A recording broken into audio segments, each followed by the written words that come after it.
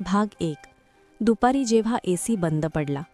बाहेर ऊन रणरणत होतं आणि दुपारी अचानक आमच्या बेडरूमचा एसी बंद पडला.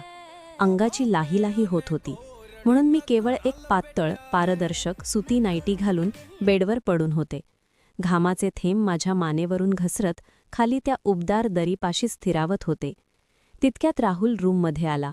त्याचं लक्ष माझ्या विस्कटलेल्या केसांवर आणि घामाने अंगाला चिकटलेल्या त्या पातळ कपड्यावर गेलं.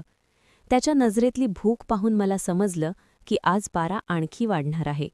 तो काही न बोलता माझ्या जवळ आला आणि त्याने आपला गरम हात माझ्या उघड्या पायावर ठेवला.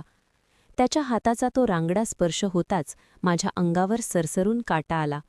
खूपच उकडतंय ना, तो खोल आवाजात कुजबुजला आणि त्याने मला ओढून थेट त्याच्या छातीला भिडवलं.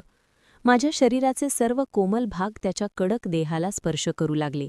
त्याने हळूच माझ्या नाईटीची वरची नाडी आपल्या